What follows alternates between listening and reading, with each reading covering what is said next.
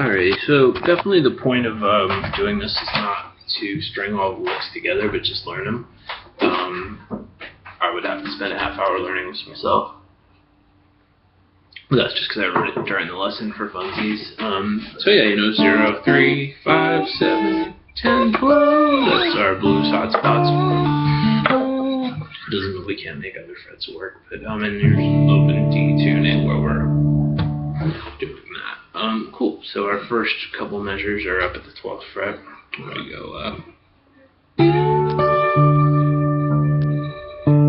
that's just 1 and 2, 3, 4. Next one goes right there. So it might be tempting to speed up on those last two bass notes. It's not. It's just 1 and 2 and 3, 4. Then we're gonna start to think more about vibrato now in situations like that. If I just go, why sound as good as, and making a point to introduce that. Wow, we're just sitting on one fret rather than too much going on there. Cool. So then just be sick at that first line before you move on. Again, it's really not important that you string all the licks together. Just do them so that there's the stuff on the first line.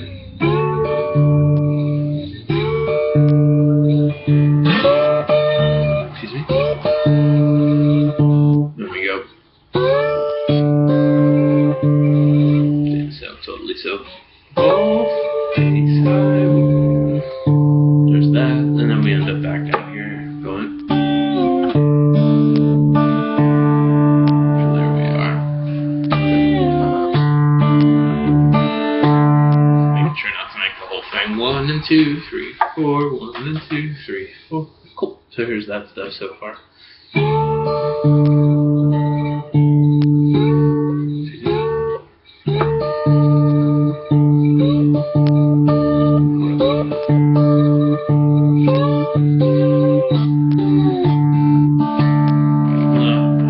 Brings us to this.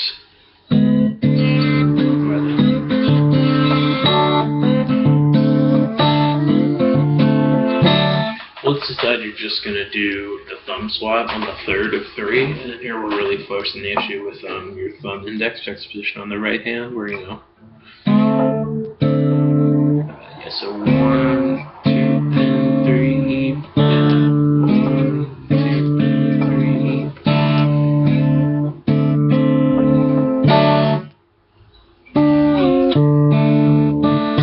which is identical to what you did a second ago. It's just got more. So there we are. Everything up to there is definitely one big section. That's all the one chord stuff. So I'll just do the whole thing one at a time with pauses. We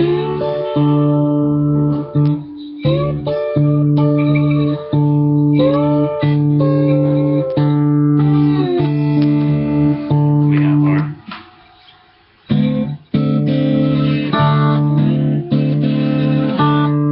I'm sorry. 1, 2, 3, that's one.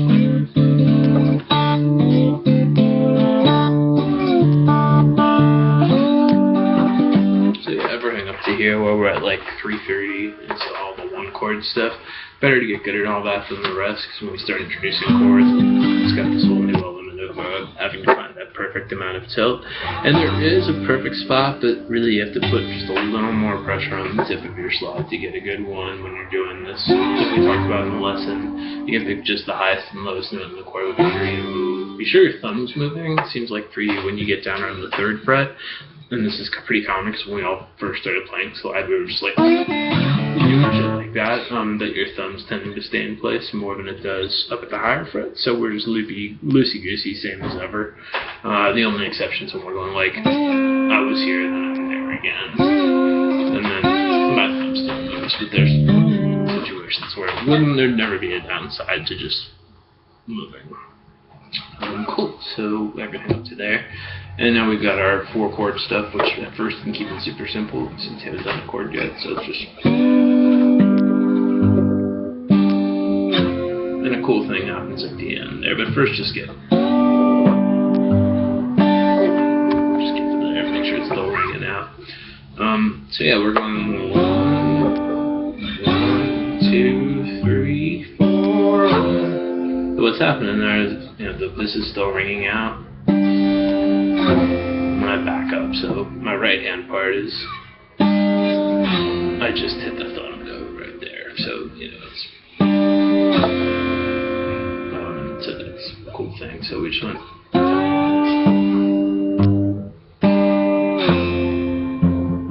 Just that, not. Cool. So.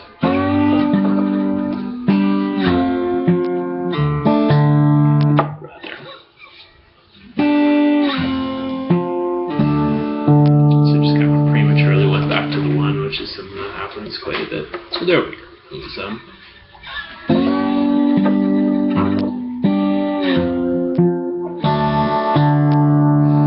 and now we're just going to go right back to the previous thing that we did where we were like,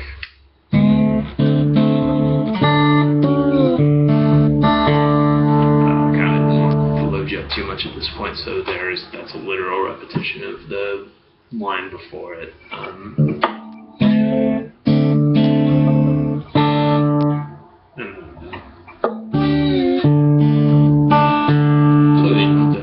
Section there at like 6:15, 6:20 in your song, we get to the 5 chord. So, and like I was saying, so we threw in some 3rd fret shit. So we're gonna get 1 second of 10th fret in here. So it's gonna be left hand overview. It'll be like, you know, like 7th fret, 10th fret, 5th fret, and we're like. So like, in our blues structure. And here I started to throw in more single notes in the chord, rather than just keeping it as sparse as possible. So, you know, just be dynamite at the G part before you even try this. Better to be good at the song up till now and not try the rest than have done the whole thing, sort of. So, and then we have.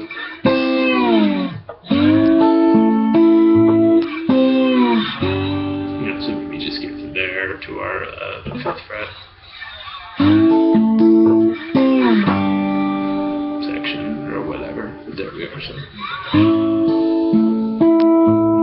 it's on our high bass now, and then we're back to the 4 chord, which is what our ear expects. And then I kept playing them.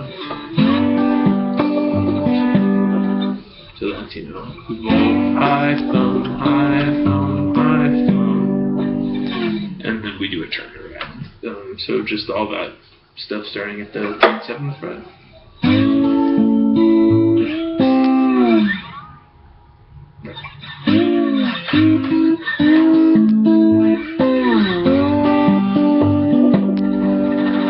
then we're going.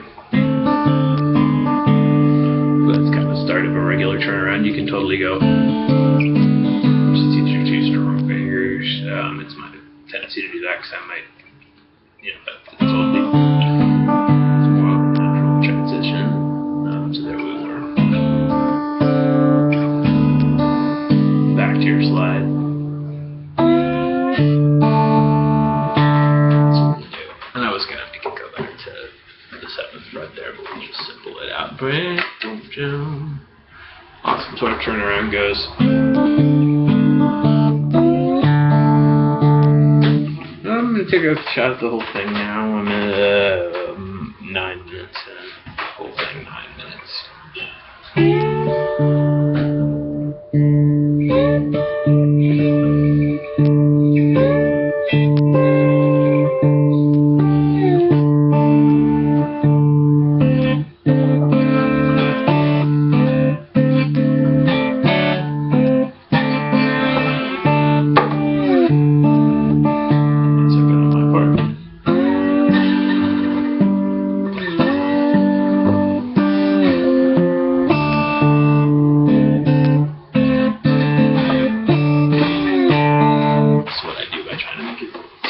For myself.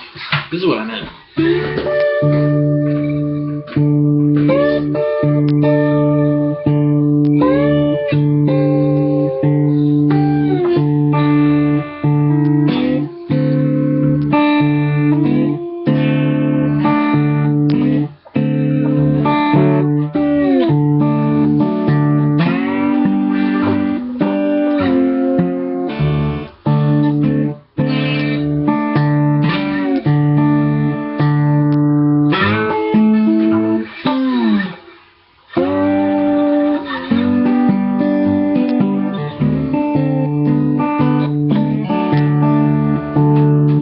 Anyway, so like I said, I'm just kind of making this up as I go, but I don't know if one wants to learn it. All doable licks, and like I said at the very beginning, kind of the point is you can do all the licks, and then stringing it together is secondary, so definitely be finishing as you go in little sections.